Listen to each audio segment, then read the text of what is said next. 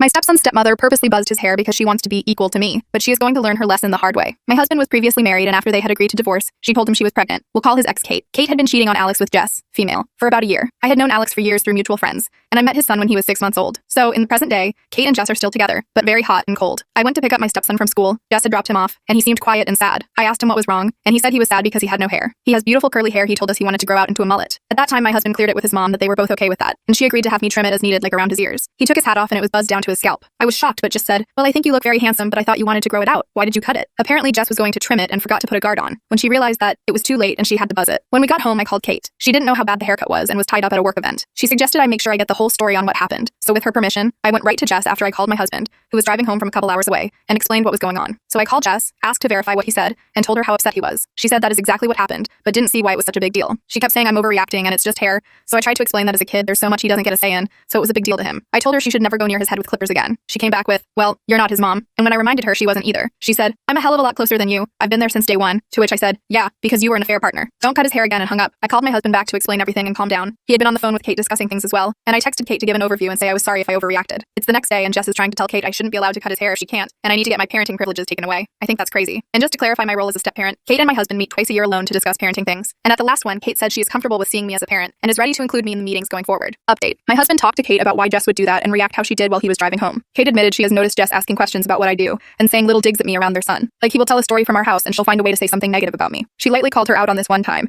and Jess had a really negative response. Kate and my husband were going to meet tomorrow to talk about it, but Kate called me very upset, saying they got into a fight. She doesn't have a lot of family, so this isn't the first time she has called me needing someone to talk to that knows the whole dynamic. I said she could come over and talk about it if she wanted, and she took me up on it. So she came over, we all played Hot Wheels for a bit, seeing their son obviously helped calm her down, and then I took him to the playroom while Alex and Kate talked. Apparently Jess is tired of not being treated like as much of a parent as me in her eyes, and cut his hair on purpose, basically to make a parenting decision that couldn't be reversed. That came out in a heated blow-up from her when Kate insisted she was okay with me cutting his hair so he could have the style he wanted since I was good at it. Some more heated words were shared, and Jess gave Kate the ultimatum of, "Treat me as good as you do her, or we're done." Then she stormed off, and Kate called me. Next, Kate and Alex came in and talked to their son alone and asked some gentle questions about Jess while they played. He said sometimes she yells, and he doesn't like it. She has spanked him, and he wouldn't be sad if she weren't there. We all ate dinner together so our son could see that everything was okay, and we all told him how many fun things we could do with his hair as it grows back after Kate went home. My husband even buzzed his head and told our son that he thought it was so cool he wanted to match him. As of now, Kate is planning to end things for good, and I sure hope it sticks. Final update, 2 days later. Kate and Jess met to talk, and I don't know everything that was said, but all I do know is that Kate then told us she would be filing for a restraining order against Jess, and asked for my help because unfortunately, I have had to file for one before. Then, Kate and Alex met at our house and talked over what that means for their son,